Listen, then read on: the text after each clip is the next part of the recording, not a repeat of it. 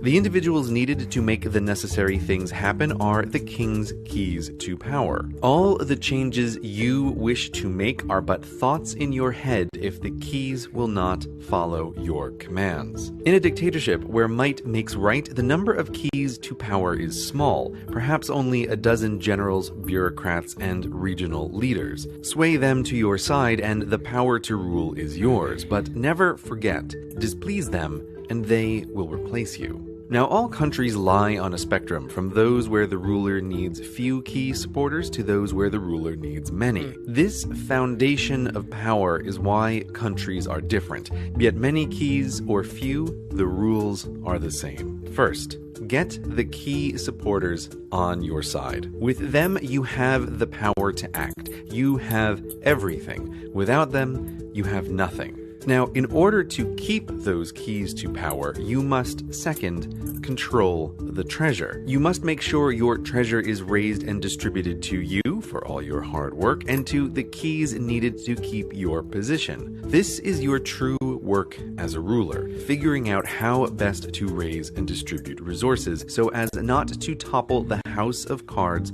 upon which your throne sits. Now, you, aspiring benevolent dictator, may want to help your citizens, but your control of the treasure is what attracts rivals, so you must keep those keys loyal. But there's only so much treasure in your vaults, so much wealth your kingdom produces, so beware.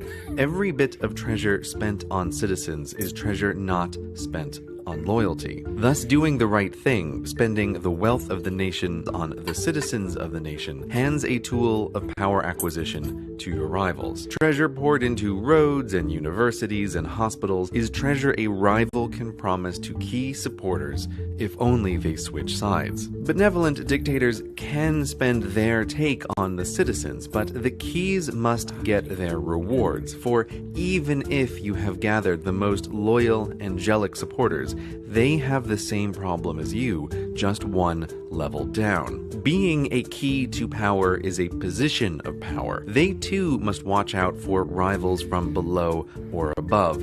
Thus, the treasure they get must also be spent to maintain their position. The loyal and dim may stay by your side no matter what, but smart key supporters will always watch the balance of power, ready to change allegiance if you look to be the loser in a shifting web of alliances. In countries where the keys are few, the rewards are great, and when violence rules, the most ruthless are attracted, and angels that build good works will lose to devils that don't. So buy all the loyalty you can, because loyalty in dictatorial organizations of all kinds is everything. For the ruler, anyway. Thus, the dictatorship exposed, a king who needs his court to raise the treasure to keep the court loyal and keep raising the treasure. This is the self-sustaining core of power. All outside is secondary. Now, a king with many key supporters has real problems. Not just their expense, but also their competing needs and rivalries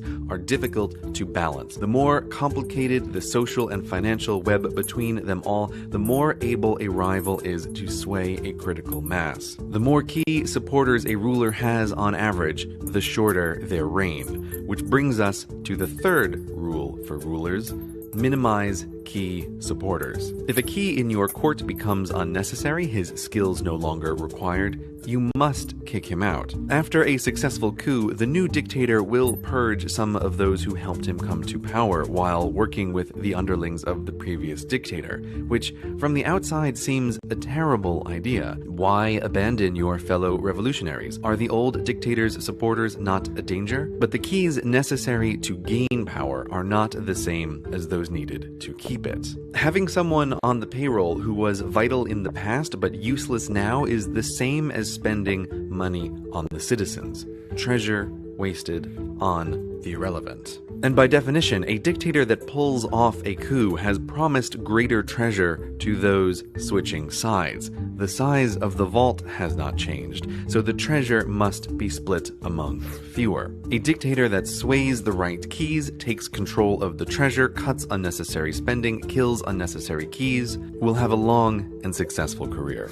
Seeing the structure unveiled, you might be excited to get started and control a country to the benefit of you and your cronies, or you might be exhausted, wishing to do good but seeing the structural difficulties. Now turn to democracy for salvation. So let us discuss rulers as representatives.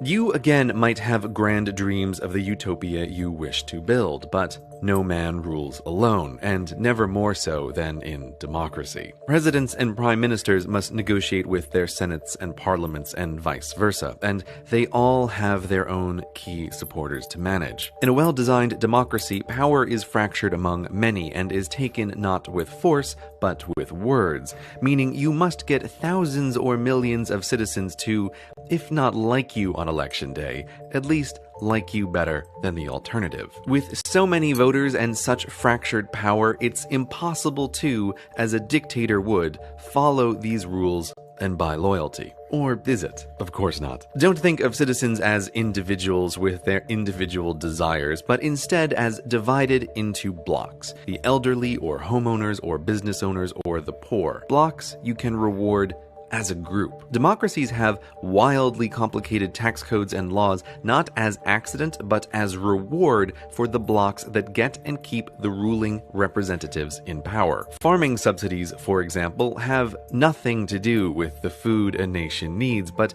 entirely with how key the vote of the farming bloc is. Countries where farmers' votes don't swing elections don't have farming subsidies. If a bloc doesn't vote, such as younger citizens, then no need to divert rewards their way. Even if large in number, they are irrelevant to gaining power. Which is good news for you. One less block to sway, and the treasure you give your key blocks has to come from somewhere. If you want long years in office, Rule 3 is your friend in a democracy just as much as a dictatorship. You can't eliminate those who don't vote for you, but there is still much you can do. Once in power, make it easier for your key blocks to vote and harder for others. Establish voting systems that reduce the number of blocks you need to win. The more rivals you get, very handy indeed. Draw election borders to predetermine the results for you or your cronies, and have party pre-elections with Byzantine rules to determine who blocks even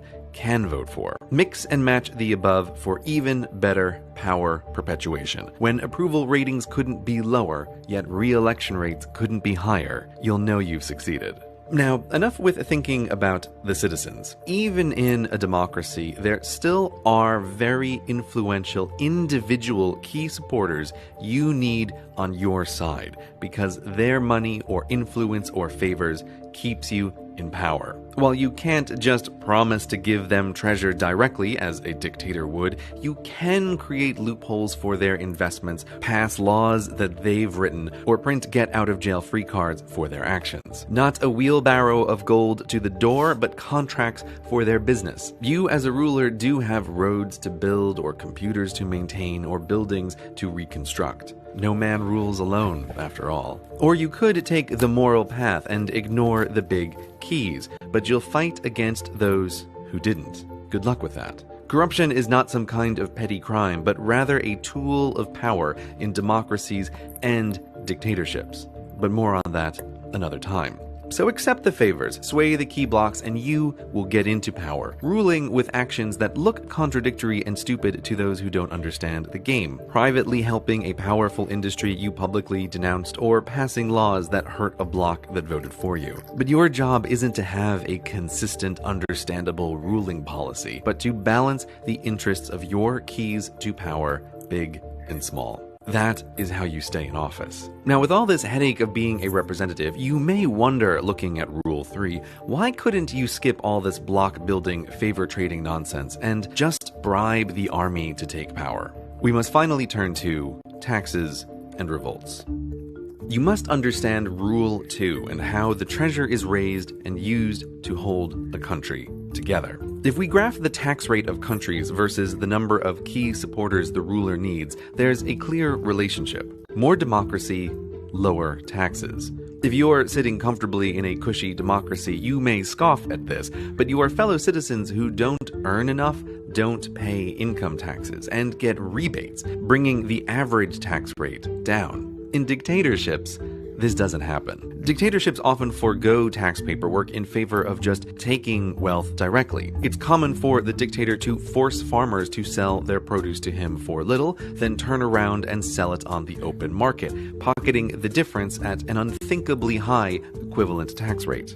So taxes in democracies are low in comparison to dictatorships. But why do representatives lower their take? Well, cutting taxes is a crowd pleaser. Dictators have no need to please the crowds and thus can take a large percentage from their poor citizens to pay key supporters. But representatives in a democracy can take a smaller percentage from each to pay their key supporters because their educated, freer citizens are more productive than peasants. For rulers in a democracy, the more productivity, the better, which is why they build universities and hospitals and roads and grant freedoms, not just out of the goodness of their hearts, but because it increases citizen productiveness, which increases treasure for the ruler and their key supporters, even when a lower percentage is taken. Democracies are better places to live than dictatorships, not because representatives are better people, but because their needs happen to be aligned with a large portion. Oh, that's what I needed to do? Okay. Wow, I'm dumb.